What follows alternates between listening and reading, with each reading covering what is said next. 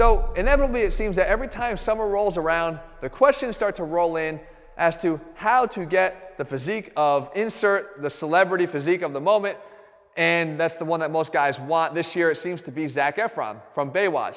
Now this is what Zac Efron looks like in Baywatch. This is what Zac Efron looked like a year ago in his last movie, Neighbors. So how did he make this transformation? Now before people start saying, oh, I know how, it's always steroids. All these actors always use steroids to get themselves ready for a role. You know, I think it would be discrediting maybe the hard work he put in that we've seen. All you gotta do is look at some of the clips of him training. We've seen his workouts. And secondly, you gotta have a little bit of a realization of how far he actually came. In this after photo, Zac Efron is actually only between 165 and 170 pounds. And he started at 155 pounds. So you're looking at a 10-pound lean muscle gain over the course of a year. Now there's a lot of things I'm gonna cover in his training that I actually like a lot that I believe could easily lead to that type of lean muscle gain, especially because he hadn't been doing some of those aspects. But before we do, this isn't the first time I've covered one of these sort of reviews of what the celebrity of the moment has done. Years back, I did one on Taylor Lautner. A lot of guys probably won't even remember who Taylor Lautner is. This is what he looked like, by the way. And interestingly, in this after photo, he was yet again about 165 to 170 pounds. So the first thing I want you to realize is that you don't have to be all that huge to look really good. If you can maintain a lower body fat level and maximize the amount of lean muscle that your body can carry, you're gonna look way bigger than somebody would ever guess. They're gonna imagine you weighing 15, 20 pounds heavier than you do because of all that lean muscle. Now, Taylor doesn't look like that anymore. Matter of fact, he looks like this. And I'm gonna cover why I feel that happened to him and why I hope and feel that in Zac Efron's case, it's not going to happen. All right, but let's start with Zac Efron's training. And when we look at his training, there's some things that I really like about it. First and foremost, if you've been watching this channel for any length of time, there's been no bulking or cutting in that 1 year period. Okay? I talked about how I think that's unnecessary bullshit. You do not need to bulk up and then cut down to maximize your muscle gain. You don't need to do that. I don't care what anybody says. The fact of the matter is, I know more guys that get stuck in that perpetual bulking phase that can never get out than the guy that can take that slower and steadier approach and maximize and make some really nice gains without ever having to go down that road. And in the case of Zac Efron, I feel like he's done exactly that. Secondly, one of the reasons why I feel like he's been able to do that is he introduced heavy training to his workout, and reportedly for the very first time. And I know there's a lot of guys watching this channel right now who maybe have shied away from heavier training. They felt that it's not something that either they're comfortable with, or maybe they don't feel like they built the base for that, or maybe they just don't really want to try the exercises because they're going to try them for the first time in public. But as I've said in previous videos, you got to start somewhere. So you want to start incorporating heavy compound lifts and start adding the weight as you're able to. And as you do that, you're not only going to see your size gains improve, but you're going to see the muscle density improve as well. So we know that those two elements are in place. Thirdly, the reported split that he used was a push-pull leg split. And there's a lot of reasons why I like that split. Matter of fact, it's one of the phases that we have in our ATHLEAN-X training system. And it's because it allows your body to train the way it prefers to train athletically. You're training muscles for function, not necessarily individually. So we know that biceps and back, they're both pulling muscles. All their actions are going to be to pull either your body closer to a bar or the bar closer to your body. And when we know that, we can concentrate on increasing the athleticism of our muscles and how they work together by doing that and choosing exercises that do that. So I could do a heavy, right, compound movement here like a bent over row. And we know that I'm not just working my back here. Because my elbows are bending here, flexing, we know that we're getting bicep activation as well. Same thing on a pull-up. I can load up the pull-up with added weight here to make sure it's heavy, but at the same time, we're getting bicep carryover and activation as well. If I were to split these two up, where I'm training biceps tomorrow and I have back done today, we're not allowing for another critical component, one that Zac apparently had a high priority for, and that is recovery between workouts. Because while I stimulate the biceps in my back workout today, when I go back tomorrow to do biceps on their own, I haven't given them enough time to recover. So you're in this perpetual state of breaking down as opposed to actually allowing any of those muscles to kind of recover in between workouts. So you've got your pull day, your leg day, and then on your push day, you're training your triceps, your chest, and your shoulders. Okay, so various activities like this: incline bench press, a shoulder press done with heavier weights, or even just a tricep push down. Now, on top of the split, it was referenced that he also did daily ab training. So now I just talked about the recovery of muscles and how important it is. But when it comes to the abs, it's something unique about the abs. They're incredibly resilient muscles. As a matter of fact, until you put your head down on the pillow at night, your abs are working. They're working posturally just to hold you upright, okay? And if you want to make sure that you can improve their ability to do that, I think you need to increase the training volume of this muscle. Now, you don't have to do 30-minute workouts and 45-minute workouts, but I've been a big advocate of daily ab training in small sessions, 5, 6, 7-minute sessions. We even have a whole app, the Six Pack Promise, devoted to that end goal, to allow you to start building the resting tone of the abs and to have them become more stable and strong even just when you're not training, right? So it's a very important muscle and something that you probably could benefit from by increasing the daily frequency of that.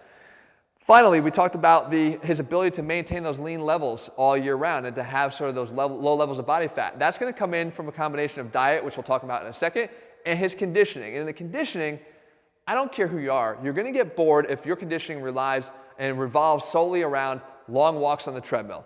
It ain't going to cut it. If you want to become more engaged in your workouts and more engaged in your conditioning particularly, so that you can get better results, actually look forward to it, then start training more athletically. Get out there and start doing some sprinting. Do some agility work. I mean, he's even been shown doing a lot of upper body agility work, just climbing around on monkey bars, and that's a good way to train. As a matter of fact, I have these bars here that I installed in my gym so that I could do that to break up the monotony. I could go back and forth over these, try to go fast, try to go slow, change it up to allow myself to just have a different effect on my training rather than just straight up and down pull-ups. It's all about training athletically, and when you look at the whole picture here, you're looking at ATHLEAN-X. You're looking like how you look like an athlete by training like an athlete, and that's what we preach over and over again.